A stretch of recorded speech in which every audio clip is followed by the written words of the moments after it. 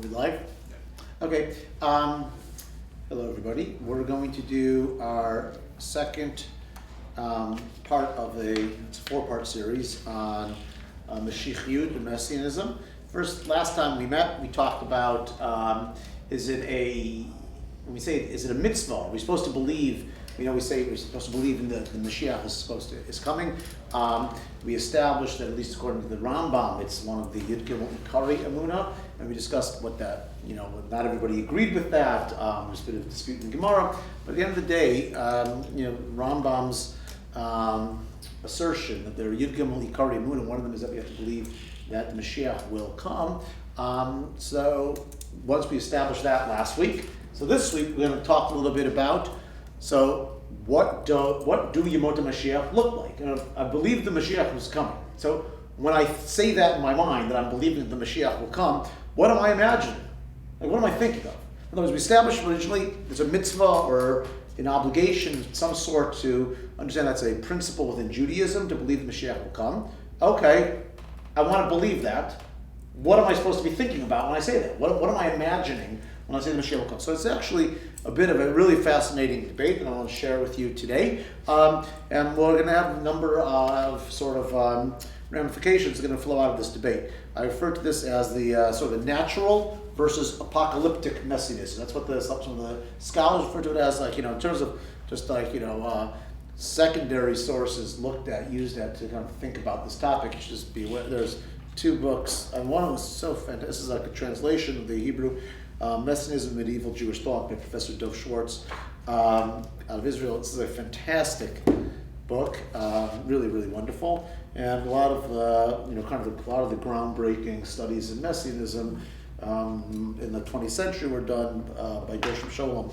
Also has a lot of interesting things to point out. Yes, yeah. So it's really wonderful. So let's talk a little bit about this. Well, I want to start it off. If you look at the first on the Makorot here, the first three sources. I'm going to run through this very quickly, actually, because I don't want to get caught in the weeds here. But basically, if you take a look at this, there's an interesting Gemara here, which highlights this sort of distinction between apocalyptic and natural messianism, or I'd say miraculous versus natural messianism.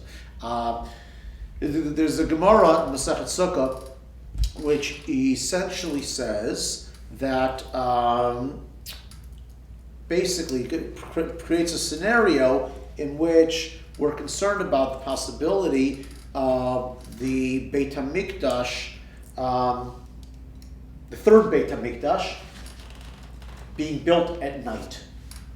Okay, that seems to be the scenario. The scenario, basically, I don't want to get into the weeds why we get into this, but the Gemara reaches a conclusion which says that based on this scenario here in the Gemara Masechet Sukkah, the third Beit HaMikdash is going to be built at night. So there's a problem with this. Problem with this is that, and Rashi points this out, and the Rishonim point this out, is that there happens to be a prohibition of building the Beit HaMikdash at night. You're not allowed to do that. So, come on in. Yeah. Let me pass these over there. There's a prohibition of building the Beit HaMikdash at night. So here's so let me just state this very clearly, that the Gemara says in Masechet Sukkah that the third Beit HaMikdash is going to be built at night. The Rishonim and the Gemara say, wait a second. I thought that, there's another Gemara that says you're not allowed to build the Beit HaMikdash. The rules of the construction can only be built during the day. How do you resolve this conflict? So Rashi does it in a very famous way. Now let me ask you, before I even bring the Rashi, look at the Rashi with you, what have you heard in terms of the building of the third Beit HaMikdash? How is that third Beit HaMikdash going to be built? Anybody ever heard of any stories, midrashim, or any preconceived notions about how that third Beit HaMikdash is going to be built? So Rashi cites a tradition that a group in Israel. Well, yeah, true. We'll get to that group in Israel in a second. Rashi says, he quotes that, he resolves this contradiction in the Gemara in a clever sort of way. He says that you're not allowed to build the Beit HaMikdash during the night. That is true. Third Beit HaMikdash, though, our tradition is that it's going to not be built by human beings. Third Beit HaMikdash is going to come down poof, miraculously from Shemayim. God himself is going to create a third Beit HaMikdash, and it will descend miraculously on Har HaBayit. Now, that solves the Halakhic problem. Well, the question is, what seems to push Rashi to even present this in the Gemara was the fact that it seemed to be a Halakhic problem. How is it that you could have the Beit HaMikdash being built at night according to this Gemara? I have a very simple solution, very elegant. People aren't building Beit HaMikdash, and therefore nobody is violating any prohibition. Rather, it's God bringing it back. So that reflects an approach of what we're going to call this apocalyptic or supernatural sense of Yemot HaMashiach. Things aren't going to operate in the typical way based on that that we're used to. At least that would certainly be the case if indeed part of the third Beit HaMikdash, the coming of the Mashiach means that the Beit HaMikdash is going to be rebuilt. If it's going to be rebuilt miraculously, descending from the heavens, that sort of indicates that it's not very natural. It's very supernatural. We'll even call it apocalyptic, and we'll talk that more in a second. If you are, just to show you the extent to which rational sort of mefarshim did not want to resort to these apocalyptic, miraculous sort of understandings, just to highlight here one of the a notable rationalist in amongst the mefarshim on the Gemara is the Meiri. And the Meiri resorts to a different interpretation. He doesn't want to accept Rashi's solution is sort of like elegant or simple. It solves the problem. They're not working on the Beit HaMikdash at night because God sent it down. How can you get away from this problem? So the Meiri resorts to again what's a bit of an extreme position almost, but it's kind of necessary. The Meiri says, you know what? You're not allowed to build the Beit HaMikdash at night.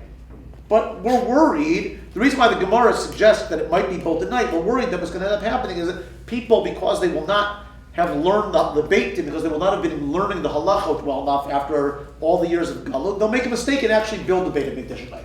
Okay? So that's a very rational solution to the problem, but the Meiri needs to impugn the integrity of the Beit Din in order to maintain a sort of rational way of understanding this. In other words, that how can you accept the fact that the Beit HaMikdash is going to be built at night?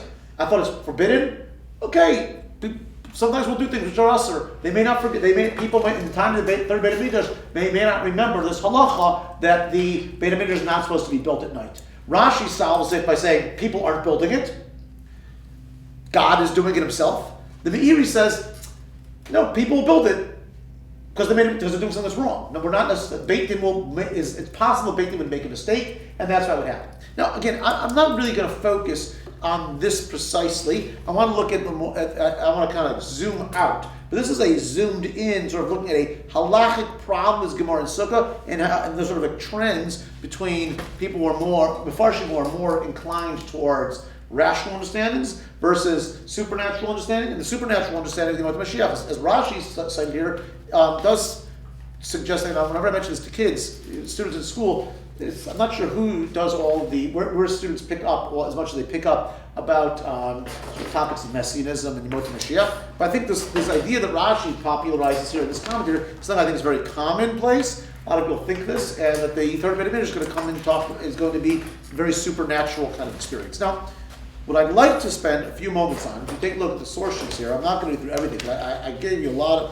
of stuff here.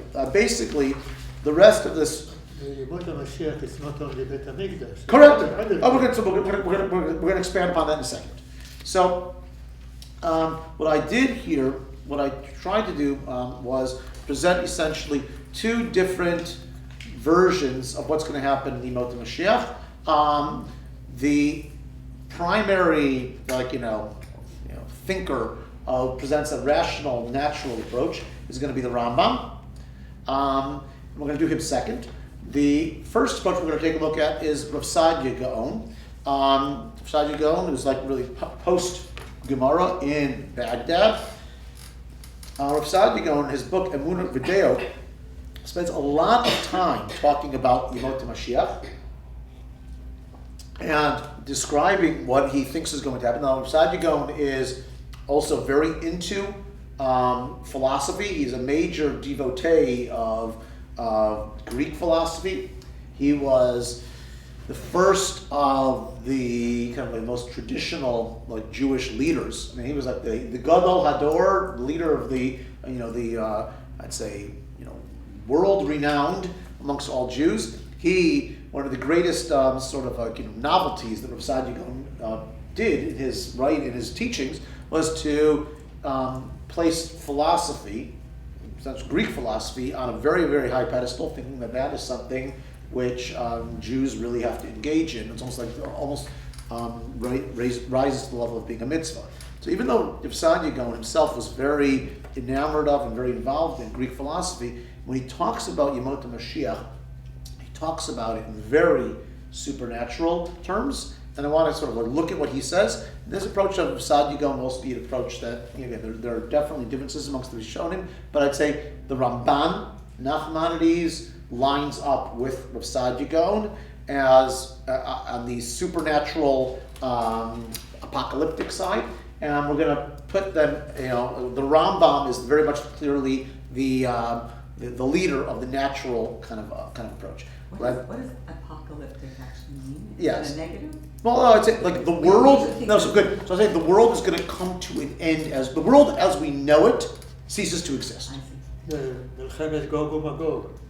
So in other words, I think that It's not natural. here's the real question. I'm going to see this inside in just a moment. What the question really comes down to, when you think about Yemot HaMashiach, is it kind of like our world, but better? Things are working better. People are happier. People are not at war. People recognize God. The Gar Ze'evim Keves. Well, so we're going to look at the Gar Ze'evim Keves in just a second. That's going to be one of the key things we're going to look at. Is it basically our world just like wonderful, or do you think that the world as we know it stops existing? It's like a new, a totally new sort of existence, and this really is a machloket amongst Jewish thinkers. It's like Sholem points out in his book. He says that he tries to revive this. What he refers to as this apocalyptic approach, which is very very popular amongst Jewish thinkers, but he thinks that many in the more modern period people tried to extinguish that apocalypticism because they were embarrassed about it. They didn't like it so much, but he thinks it's very much part of Jewish tradition, and we should explore that and really try to understand it. Like when you, when we think about it, I'm just take a little survey. When you think about Yemot HaMashiach, are you imagining what do we imagine that's supposed to be? Is that supposed to be something like the world stops existing as we know it, that ushers in a whole brand new kind of existence, or is it something? In other words, this is going to be a topic for next. Not this. We're going to talk a little bit about Israel as the state of Israel. I don't want to get too into the state of Israel right now, but if whether or not you see Zionism and the return to Israel now as messianic would, I think, depend on whether you hold by the more apocalyptic understanding or whether you hold by the more natural understanding. So we'll get to Israel more as time goes on. It's like today look at. So what I want to start with then is looking at this Rav Saadia Gaon. Rav Saadia Gaon spends a lot of time, because it takes up a lot of space in his major work of philosophy, Emunot V'Deo. I want to it comes up in an interesting sort of way. If you take a look on the right-hand column here, he's talking about resurrection of the dead, of Tchiyat HaMeitim. And you see clearly, Rav Saadia Gaon is arguing against those who understand Tchiyat HaMeitim, resurrection of the dead, as being allegorical. In other words, he thinks that it is, he's arguing, because he's presenting it as an argument. Obviously, some people who he's been interacting with believe that it's not dead people, people who have died are not going to come back. Rather, it's a metaphor, an allegory for the revival of the Jewish people, something along those lines. And he says, I don't think you could say that. But he says it not based on some kind of like philosophical understanding. He does it based on his understanding of how you understand Pshat in Tanakh. In other words, he's going to say, and I want to show this because I think it's like a really interesting thing, not just about Yemot Mashiach, it's also interesting about how you understand Tanakh. It says, when do we interpret Psukim in Tanakh metaphorically, not literally? Like, what are the rules? We know that we do that sometimes. Like, there are some Psukim that we don't understand literally, and we would say the Pshat, the real meaning, is not the literal meaning. Like when we say that, God took us out of Mitzrayim, b'yad chazakan is ro'an netuyah, right? Ein tachat ein. Well, good. That's also good. That's another example. It's not good. Like one example would be when we're talking about God and we say God takes out an outstretched arm. We don't actually think that God had like we wouldn't say the pshat is he uses arm, but we understand it differently. No, we believe that the pshat is that we left in strength. Well, the question is like, okay, we know that that's what we know, but why is that? Like, what are the rules? Are there rules here? Like, when do is there some sort of criteria by which we understand certain psukim to be literal, other psukim to be allegorical? Yeah. Also, it's not uniform as to how people relate to that. It's Correct. Not just one or the other. Yeah. There are people who consider stuff allegorical that sounds very Right. So, like for example, like Mr. Gargier points out that ayin tachat ayin, an eye for an eye. Well, is that like we know that traditionally the Torah Shebaal Peh teaches us this is compensation. Is the literal meaning of it though is that it's eye for an eye? It's like what? But I'm talking about even further. Go ahead. Breshit, Mm-hmm. the way God created the world, there will be people currently, Mhm. at least, who will say to you, that all is metaphor. Right. Very good. Very good. So let's take a look then. I would like to do. I think again. I find this very very interesting because it introduces this idea of Messianism and what Rav Saadia Gaon thinks is going to happen in the Yemot Mashiach. But it also is like really interesting because he does this by giving rules for how I interpret Psukim in Tanakh. So look what he says here. I'll read from the beginning, I guess. I declare in regard to this matter that after careful examination, I've ascertained. Again, this is written originally in Arabic. This is a translation of the Arabic into the English. I don't mind using. There's no reason to use the Hebrew. So the Hebrew is a translation of the original also. The Hebrew and English is kind of equal. If I understood Arabic, I would bring the Arabic here. But okay. I declare in regard to this matter after careful examination, I've asked beyond doubt for myself what forms the opinion of the majority of the nation, namely that a resurrection that will take place at the time of redemption. I deemed it right to confer this so that it may serve as a guide and give a lead to our people like the matters we've dealt with before. I declare in the first place that one of the things of which we can be certain is that every statement found in scriptures must be taken in its plain sense. You have to understand Pshat. Only for one of four reasons is it not permitted to take a statement in its plain sense. So I'm going to go through, again, I'm not going to read all the details here, but I want to just highlight. He has four basic reasons as to what Rav Saadia Gaon, and like many Mefarshim follow his lead here, what are the criteria by which I decide not to interpret something literally. Let's look at number one. I have it underlined there. One, if sense perception rejects the plain sense of the passage, as in the statement, and a man called his wife's name Eve because she was mother of all living. Right? Chava was called Chava because she was Aim Kol Chai. Now, I guess literally that means she was the Aim Kol Chai of every living creature, but we know that it doesn't mean that. Logically, our sense is we know that human beings don't give birth to zebras and kangaroos. So when it says that she was Aim Kol Chai, I mean, well, he thinks it doesn't mean. Well, he thinks that sense tells us that human beings that have each species gives birth to its own species. So even though it says she's Ein Kol Chai, Pshat doesn't mean that she's the mother of zebras and kangaroos. Pshat means she's the mother of human beings. Okay, that's what he thinks. So that's one reason that I would say that I would interpret literally is not the Pshat. Okay, that's one. Let's number two. That's verse 1. He says it's like perception rejects the plain sense of the passage. 2, in case reason repudiates it, as in the statement, "For the Lord thy God is devouring fire, a jealous God."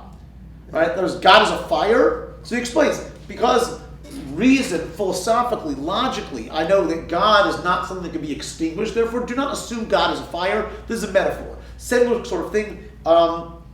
He would say that if we understand that God does not have, let's say the Rambam would develop this idea as well, God does not have any sort of a human form. Therefore, if you say that again, Yad Chazakah, Zorat Yad, that contradicts reason. We know that God doesn't have an arm. Therefore, the literal meaning is not the pshat. Literal meaning is what you understood here as a metaphor. If A, perception contradicts it, that was the first one. B, if reason contradicts it. God can't have human form, therefore I need to reinterpret those psukim as being not literal. Okay, that's 1 and 2. Let's look at number 3. 3, in case there exists some clear text which renders the plain meaning of a passage impossible. So, case number 3 is like sometimes we'll have a contradiction amongst different psukim. So, if one pasuk indicates one way, another pasuk indicates another way, then I have to make a decision. Right? It then follows that this clear text should be used to interpret the text which is not clear, as in the statement, "You should not try Lord your God as you tried him in Massa," and as further said, "And try me now herewith." In other words, if both statements, if you ever have a two different psukim that seem to indicate different sort of approaches to something, we have to make a decision and look at them in a way that may render one of those psukim not to be understood literally. Okay, and I want to again. It goes through a long list of examples, which I don't need to get into. You can look at it on your own time. Turn the page, number 4. The fourth and final one I've underlined there. If the statement of Scripture is attached to some tradition which modifies it, we must interpret the passage in conformity with the reliable tradition. This again, he doesn't use the example of Ein Tachat Ein here. He uses the example of the tradition is it says that Torah Sheba'al Peh teaches us that in the cases of malkot, of lashes, even though the Torah says you get arba'im yakenu, there are 40. Torah Sheba'al Peh teaches that they never goes over 39.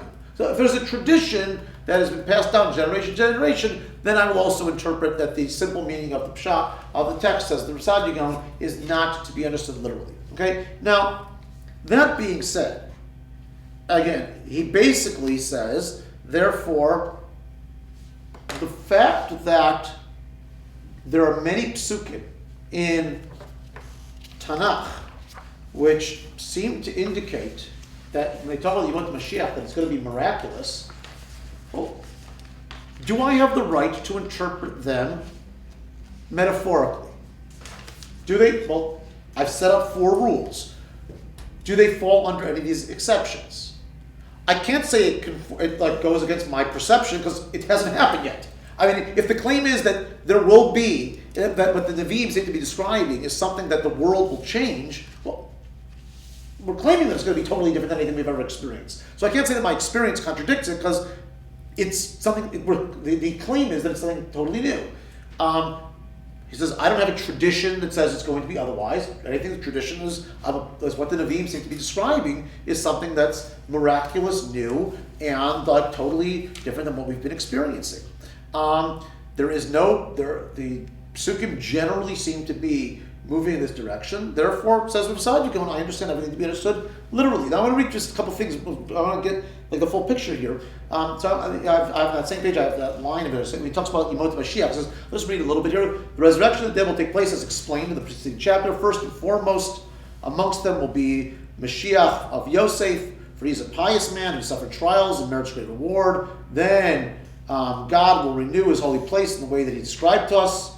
It will be a Beit HaMikdash. And his chambers, innermost chambers, as Ezekiel explained them, and in them will be the most precious stones and rubies, which Isaiah mentioned.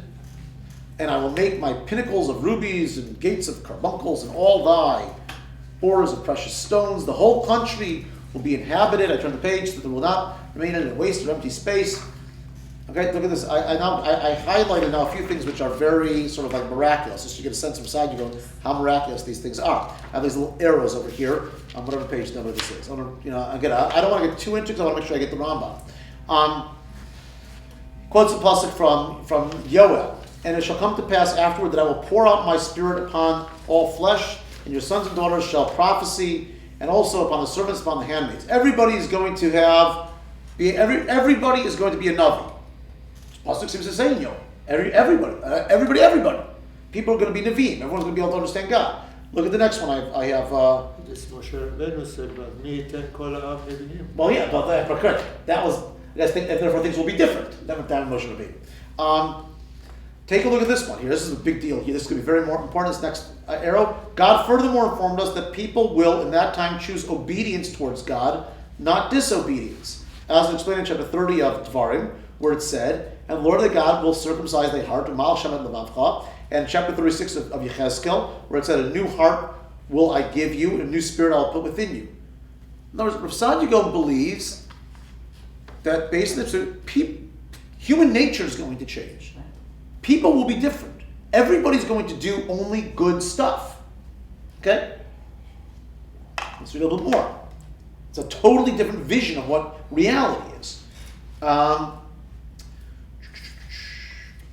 Because of their existence as an independent kingdom and prosperity, for God informed us that pestilence, diseases, and calamities will completely vanish. Excuse me, where are you? Over here. I'm going to see this little. Each arrow going down. Yeah. Got right? That there will be no more disease. Okay? Calamity and likewise all grief and sorrow. For them, the world will be one of complete joy and gladness, so it will appear to them as if a new heaven and a new earth has been created for them. As explained in chapter 65 of Yeshaya, for behold, I create new heavens and a new earth, and the former things should not be remembered nor come into mind. In other words, this is a radically different world than what we live in. Hence, apocalyptic.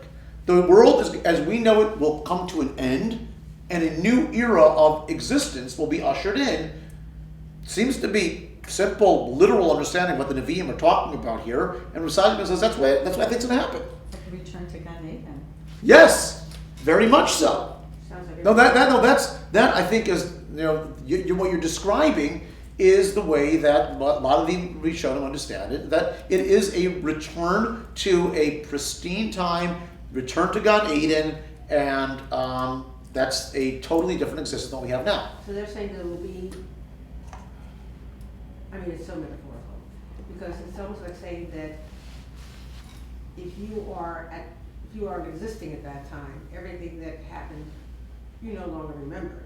You yourself become, if you take it literally, Yeah.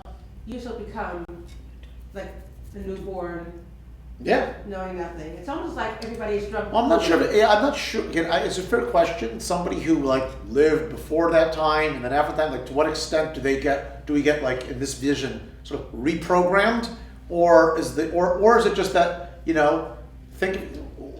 I can understand it maybe even a little bit less extreme than that. Maybe it's we all I don't know, you wake up one day and you just want to do good. Right, the Yetzer Hara is non-existent. According to this vision, there's no such thing as Yetzer Hara. Which means the pure affection. Oh, okay, well, we'll get to, this is part of the critique in a second. That's what the Rambam is going to like for that reason. Also, the question is if we really want to live in Gan Eden, because when you be in Gan Eden, there are many restrictions. Right. That, Okay, so we'll see. Not sure whether the all those restrictions of the eight of the eight of that. It's kind. Gan Eden before kind of. Yeah. Right. So let's take a look.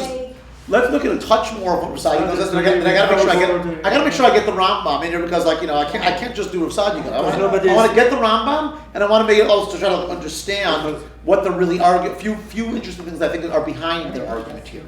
So let's look at the next column there. I underlined a few different things. So this is again. I took some excerpts out from here. Here he's talking about This is Rav Saadia speaking about how he knows that this is a refutation of Christianity. How I know that the Christians who believe that the Messiah has already come, how they can't be right, because these things are going to happen in the days of Mashiach, and they haven't happened yet. So we're going to list a few things. In one, I underline that. One, in the Messianic age, it is expected that all creatures will believe in God and proclaim His unity. As I said, the Lord shall be king over the earth, etc., according from Zechariah. But do we not see them still clinging to errors and denial of God? There are plenty of atheists, says Rav Saadia.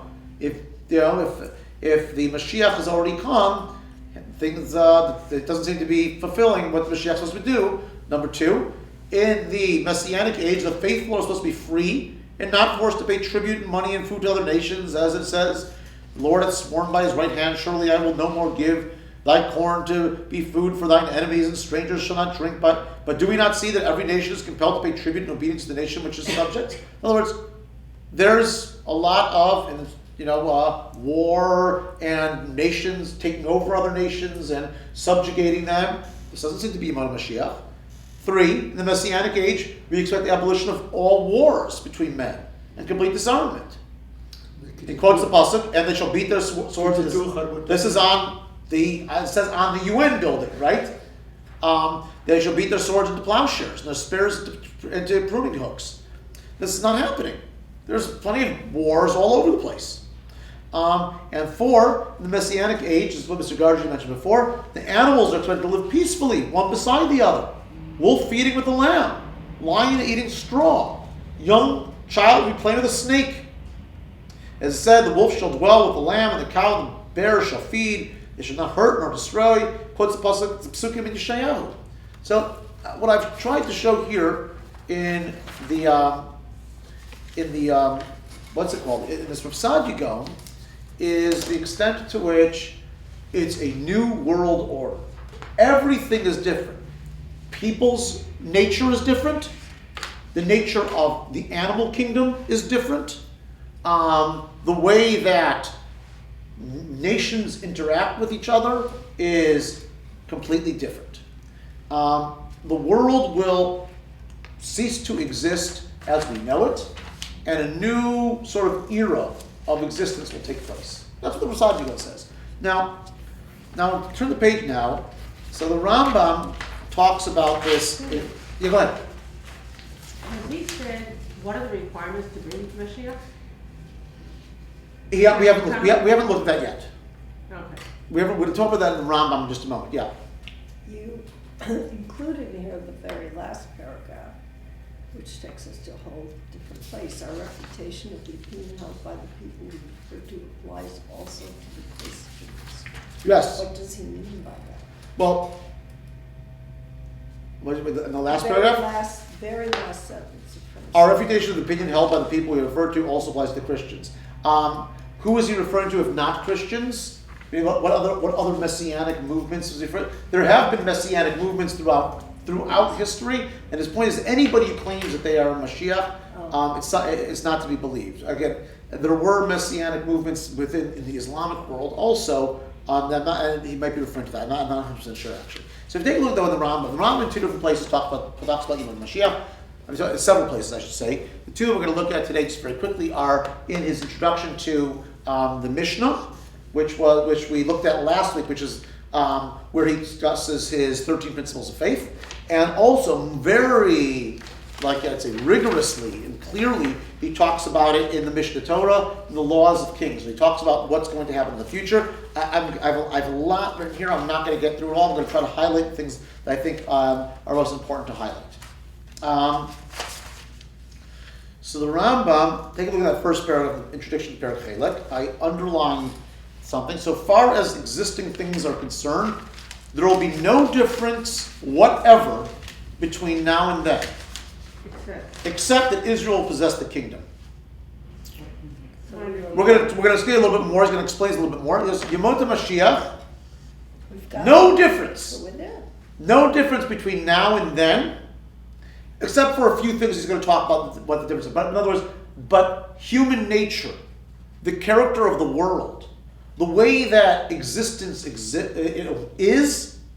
the Rambam thinks it's fundamentally similar to what we have nowadays. And okay, it's interesting. Some people point out that this actually is a dispute in the Gemara. This opinion here is the opinion of Shmuel. The Rambam cites it like as if it is agreed upon, everybody in the world believes this, even though it is a dispute in the Gemara as to whether we say Ein Bein Yemot Mashiach, and nowadays, except for the Shibud Malchiot Bilvad, except for the fact that the Jews will not be subjugated. This is a bit of a dispute in the Gemara, but the Rambam very strongly holds by this and thinks that there will not be anything supernatural that's going to happen. Yes. Sorry, who in the Gemara said it holds? Shmuel's opinion that there's no difference. Now I'm going to just I'll give you a few different things that the Rambam points out. It is said, the first arrow I have there, it is this that is meant by the remark of the rabbis, Atidat Eretz Yisrael Lehotzi Gluskaot. Right. So there's a medrash that says that the land of Israel is going, the fruit that is going to have loaves of bread will be grown on trees, right? And also uklei milat, right? And garments of fine silk. So what does that mean? So again, I'll ask you. It's pretty obvious. If you're a rationalist understanding that Gemara, what does that mean? That in the future, the Yemot Mashiach, the trees will have loaves of bread. That means exactly what you think it would mean. What do you think it would mean? How would you understand that metaphorically? Well, it's very much what they said in the papers today, that in France, the bakeries are gone because they now have machines that sell baguettes. All right, something along those lines. It's going to be the things will have progressed. Good. That's precisely what the Rambam says. So the Rambam says, for when one finds a thing easily and without labor, people are in the habit of saying so and so found bread ready baked and a meal ready cooked. In other words, everything that the Rambam sees that the Rav Saadia says, look, this is supernatural. The Rambam say, I interpret that metaphorically. Okay. Now look at. I have another one. My next arrow. Where did I go? Fine. The Messiah will die, and his son will reign in his stead. God has clearly declared his death in the words, quotes the pasuk here, he shall not fail nor be discouraged till he have set judgment on the earth. His kingdom will endure a very long time, and the lives of men will be long. Also, because longevity is a consequence of the removal of sorrows and cares. In other words, the Rambam again talks. There are if the tradition is that people will live longer lives, well, it's not supernatural. It's not that we're going to be living like you see 900 years, or things like you have in the beginning of Breshit. People will live longer lives because they're not going to be worried about being killed, or life is just going to be a lot easier. That sort of corresponds to our understanding. I don't know the precise stats, but certainly the life expectancy nowadays is many years longer than it was in the beginning, even in the beginning of 100 years ago. You have a washing machine, the dishwasher for the women, and you have antibiotics. Correct. Medical advances. Middle Ages time, it lived 50 years old. Sure. How many times do we actually stop and say, "Oh my gosh, it must be Yemot Mashiach"? Yeah, Look, it's just amazing well, to see that happen. 100%. Back in the day, the only reason, again, it seems to me, in the Middle Ages, one of the reasons why children had met their grandparents was because people got married young. So if you're getting married at 15, 16 years old, then you're going to be able to have but life expectancy was much lower than we have nowadays.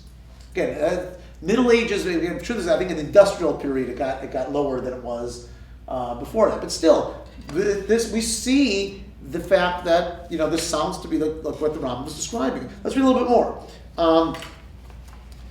Now this is an important one I want to point out. Okay, it is under these conditions like these that one will obtain a firm hold upon the world to come. The final goal is the attaining to the world to come, and as to that the effort must be directed. This is a really important line of the Rambam. Turn the page for a second. The Rambam Like, what's the ultimate goal? Like, if according to Rav Saadia Gaon and the Ramban, it's a New World Order, people aren't dying. Like, you have a resurrection of the dead, according to the apocalyptic supernatural. People come back to life. The world is different. People will live unnatural lifespans. Will they live forever? Unclear. But according to the Rambam, the understanding of the resurrection of the dead, and the Rambam was criticized. People thought the Rambam didn't really believe in resurrection of the dead. The Rambam had to write a treatise, a Ma'amar Tchiyat HaMetim, explaining why I do believe in resurrection of the dead. I made it one of my 13 principles, and I do believe in it. Still faced a lot of criticism that he was just faking it. But the Rambam, let's be honest, for the Rambam's conception of how the world works, resurrection of the dead is a little bit complicated. If the purpose of existence, I'm going to get more in the Rambam in a second, is that who we are is our, let's say, our intellect. And when we die, the greatest joy and the greatest reward that we can have is that our intellect that lives on after us connects to God. It's like a punishment to be brought back to this world.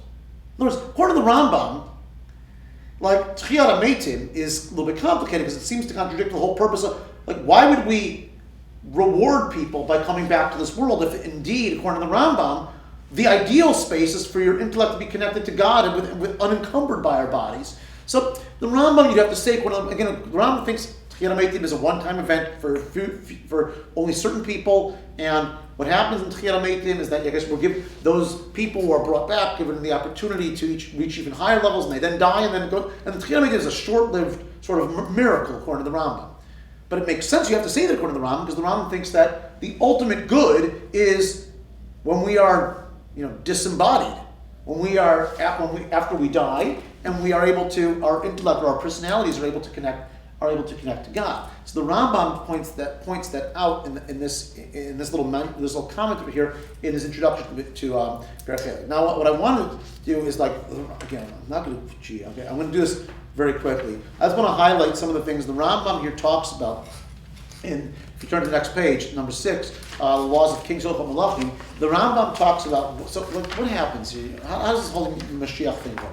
So he has 2 chapters that are devoted to this, the 11th and 12th chapter, the last 2 chapters in all of Mishnah Torah. I just want to highlight some of the very natural sort of things the Rambam says. The Rambam says basically that, again, we have the Hebrew and the English, I'm going to read the English. The King Messiah will arise and reestablish the monarchy of David as it was in former times. He'll build the sanctuary, Beit HaMikdash, and gather the dispersed of Israel. There's 3 things. Autonomy, Beit HaMikdash, and Kibbutz Galiot, returning the exiles to Israel. If those are the 3 things that need to happen, look, one could argue how many of those actually have happened in our days. Of those 3, 2 of them. We don't have a Beit HaMikdash, fine, but autonomy, you could argue it's not al pi halacha, it's not necessarily the monarchy of David as it was in former times, but it's certainly Jewish autonomy, and there certainly has been a tremendous kibbutz galiot. I mean, I think last year or the year before was the first time that the Jewish population in Israel eclipsed that of America. There are more Jews living in Israel than there are in America now. I think that was the first time. Is that right? Or is it more Jews? I think it's more Jews living in Israel than in America.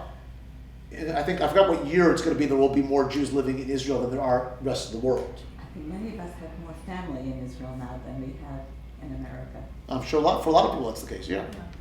So that's number 1. All right. So does this sound supernatural? Not really.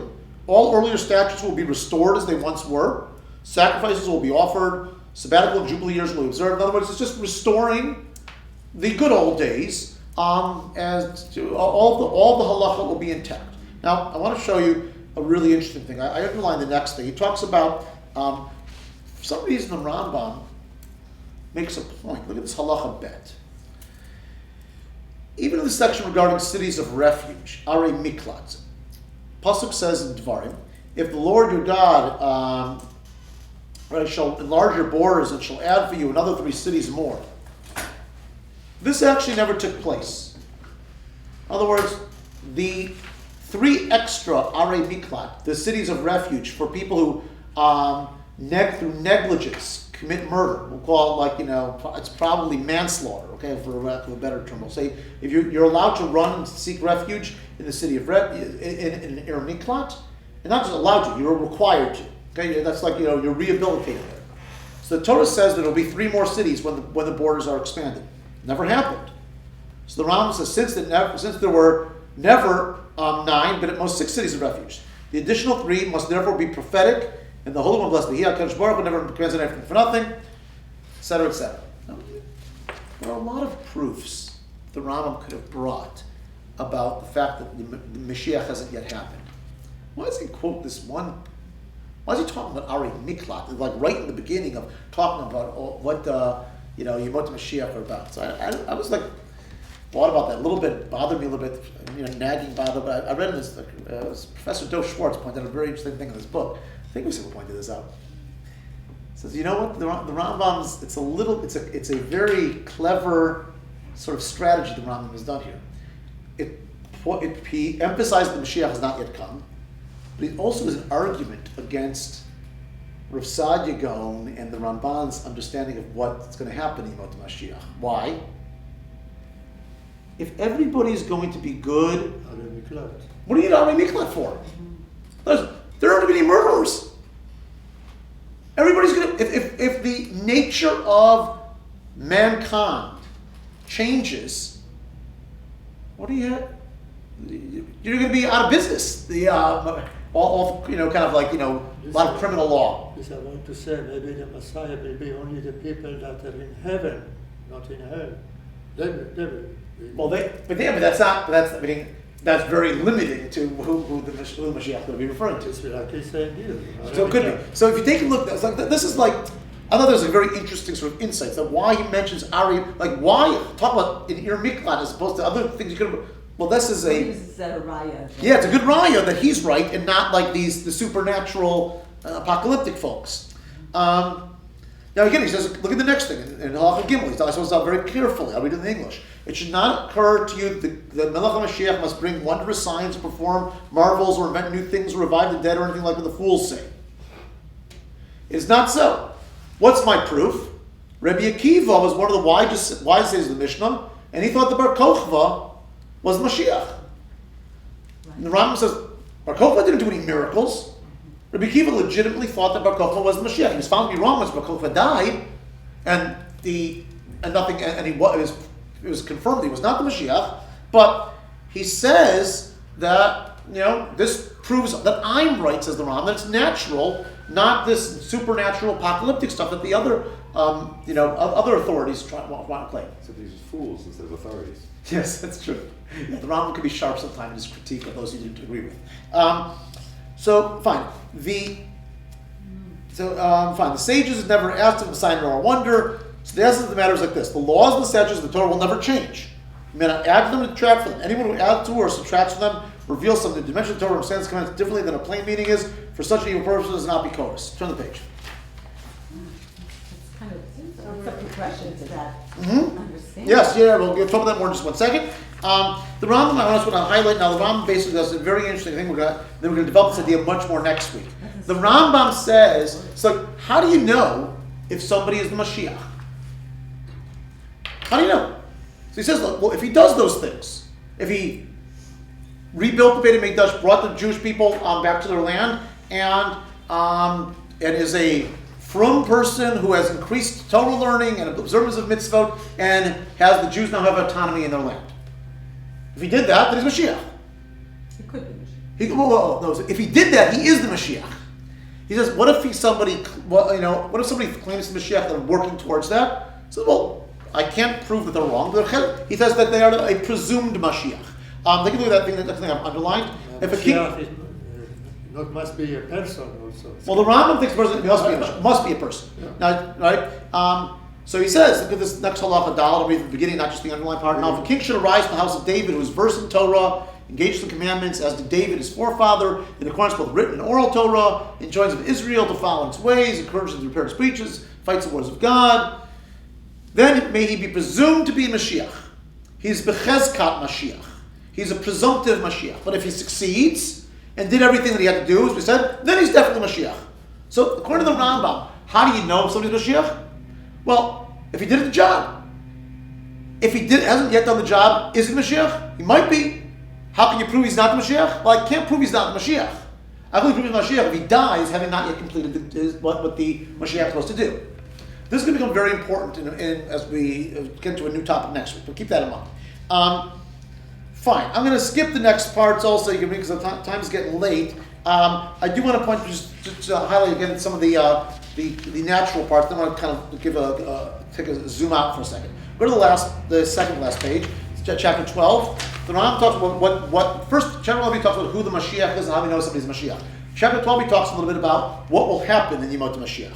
So here he talks about this. Remember we talked about how wolves and lambs will live together. As Sadiq says, the nature of the animal kingdom is going to be totally different. The Ram says it should not occur to you that during the days of Mashiach, a single thing from the ways of the world, nature, will be canceled, nor will be novel in creation. Rather, the world will continue its customary way. Now, that which is said in Isaiah and the Navi Yeshayahu says, and the wolf will lie with the sheep, the garza and keves, v'namer and gedir bats, and the leopard shall lie down with the kid. How do you? It's a parable. It's a metaphor. The substance of the matter is, Israel will dwell in safety with the wicked of the world. We're compared to wolves and tigers. So, what Vigarza Avim Keves does not mean that animal kingdom is going to be, totally different than what we have now.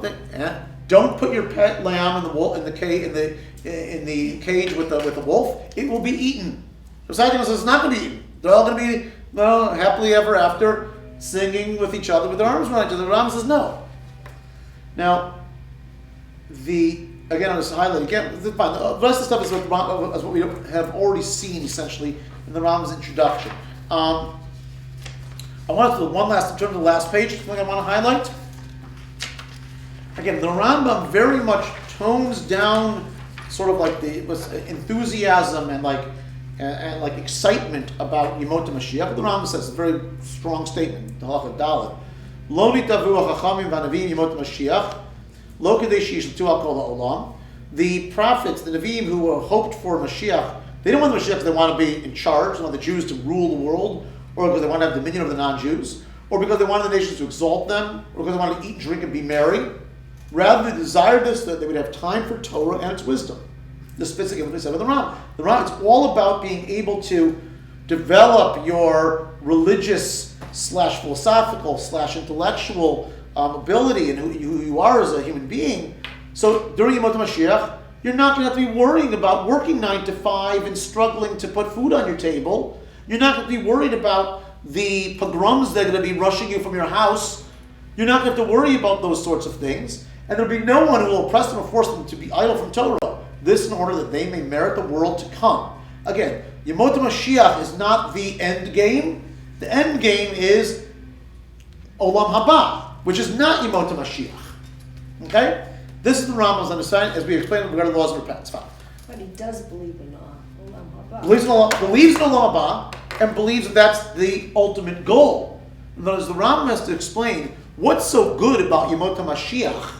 If is Yemot Mashiach where we all want? Because where we all want to be. Because according to Sadiq and the Ramban, Yemot Mashiach seems to be the end game. According to the Rambam, that's not the end game.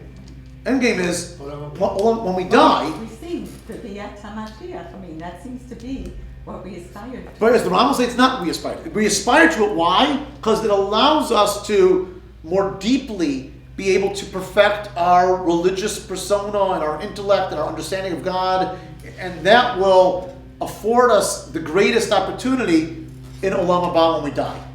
Now again, I tried to line up the Rambam versus Sadiq and the Ramban, let's say. I haven't looked at the Ramban inside, but you get the idea. As sort of pitted against each other. Well, the Sadiq the apocryphal approach is, where's his end game? Seems like, again, I'm not. It's a little bit fuzzy. It seems to me that the end game is here. World will change. Now, I wanted to I was thinking about this a little bit. What's behind, besides the fact that they, it's not only about whether you interpret the psukim literally. well, what other factors sort of like are lay the foundation for these two different approaches?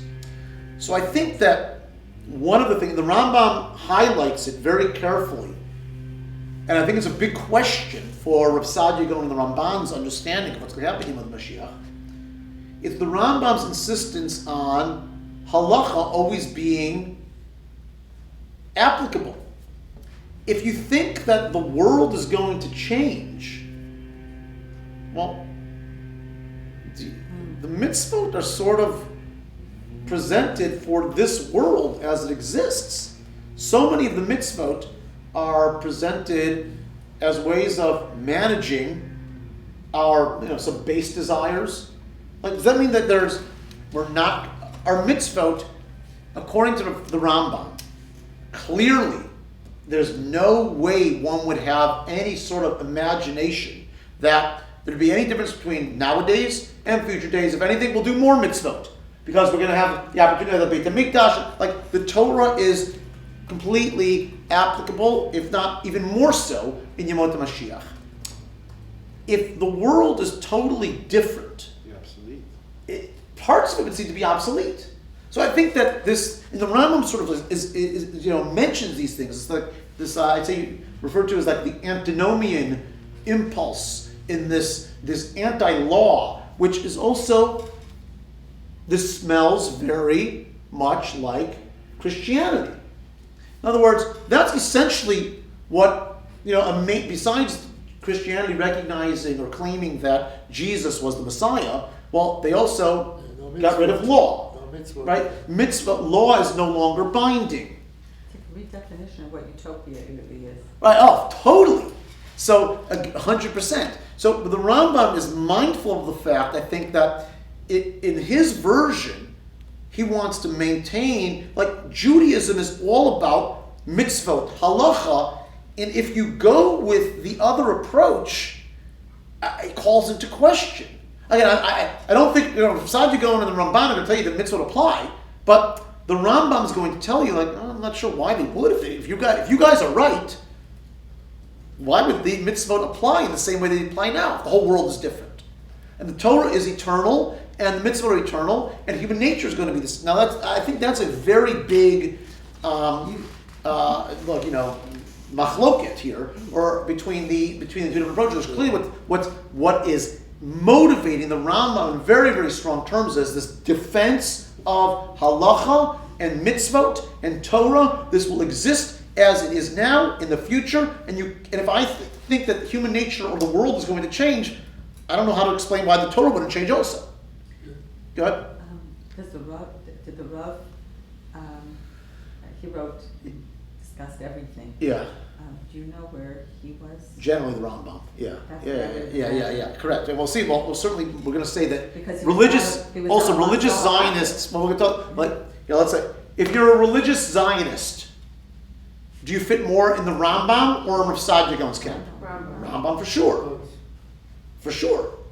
Meaning, I will point out, if you don't believe, if you're more like, if you're not in the religious Zionist camp, there's what to base yourself on. In other words, we're supposed to, what do, those who were opposed to Zionism, which was most Orthodox rabbis when Zionism first came along. I mean, people have changed the tune once we see that history seems to be deciding in favor of Zionism. Wait for, God's going to make the miraculous thing. It hasn't happened yet. Stop agitating. Stop pushing towards it. We don't have a role to play. It's not natural. It's supposed to be supernatural. If it's supernatural, God will take care of it. Our job is to sit back and wait for God to take care of it. That was to be another a difference between the two approaches is how you. Yeah, for sure. No, the Satmar approach would not buy into the Rambam's approach as much as it would buy into Rav Sadia Gaon and the Rambam's approach. Even those rabbis, even those Hasidim that live in Israel and have, don't see a value. Yes, correct. I think that's why I would say a more Haredi approach would line up that doesn't see a religious value in Zionism in the state of Israel, other than Eretz Yisrael, that would more naturally line up with the Rav Sadia Gaon and the Rambam. Also, a couple of they don't see that as Medinat Halacha also. Right, correct. I also say, another thing I thought that was interesting also I was thinking about this a little bit. I'm not sure if this is precisely, I think this makes sense though. Like, how do you understand human nature? Is human nature such that we are wired to war with each other and to not get along? So, because the Rambam says that in the Yemot HaMashiach, there will be no war. So it would seem to me then, but whereas Rav Sadigan thinks, also, Yemot HaMashiach there will be no war. But Rav Sadigan sees it as a complete subversion, human nature is totally different. So it's like, when Rav Sadigan, you can't imagine a world in which people are getting along, nations get along, there's no war, unless we change nature. According to the Rambam, though, it's interesting. It would seem to me that the Rambam has a much more it would seem that there's a much more optimistic understanding of what human nature is capable of. In other words, you don't have to, according to the Rambam, in the future, Yemot HaMashiach, there will be no wars, but human nature remains the same. In other words, so therefore, the fact that there is war and evil in the world now is not the way humans have to be as we are. It's the way existence is. But you don't have to change human nature. The Mashiach will lead us in the direction of naturally becoming like peaceful people. Although that's another possibility. And I guess and then the last thing I'd say is like, the question is how do you look at this world? The world we're in right now. I think that if you think more, this is one of the reasons why I think it's interesting to think about this. Well, I'm kind of in 1 minute. The reason why it's interesting to think about this also is like, when you think about Yemot HaMashiach, like, what is our vision of utopia? Like, what do we think is the ideal world? So according to the Rambam, like the world we're in right now is fundamentally similar to Yemot HaMashiach, to what the utopian ideal is going to be. So according to the Rambam, like the world we're in right now is not something that we're supposed to be necessarily sort of like, throwing our hands, I've got to be in this world, it's the worst place. This is what Yemot HaMashiach is going to be similar to this, but just we're going to rid ourselves of some of the subjugation and the evil parts of that are just in this world. According to Sadigan and the Ramban, if my vision of utopia is something that's so completely, radically different than what world is now, well, that makes you think differently about the world we're in right now. It's like, well, here we are, I guess we'll suffer through this right now. But according to the Rambam, it's like the Yemot HaMashiach is going to be similar to this world, isn't it? Therefore, the world that we're in right now is close to being what we'd say is the utopian ideal. Yep. And does he imply that human beings right now can work towards, can affect the coming of that? So that's an interesting question that we're going to talk about when we talk about religious Zionism. Okay. I'll hold off with that. And Last question. I'm going to end the one. So you were posing something. You began to pose the question: is what is the dominant attitude about Mashiach amongst average? Yeah. So what do you think? What do you think? What do you think the dominant? So I think the apocalyptic Yeah. view is a strong Yes. view that people have really, because as we go through life and we see what goes on in the world and we see potential conflict, I think we see that it seems like it could be a possibility, just like, I'm going to say apocalyptic in a negative Yeah. way, go Yeah. Magog and Yeah, all yeah, that. 100%. And on the other hand, I would prefer to go with Rambam and just feel that we can help it happen. I think those of us, certainly those of us who have grown up more in a religious Zionist milieu, see the Rambam's approach as kind of confirming our hashkafa. Affirming,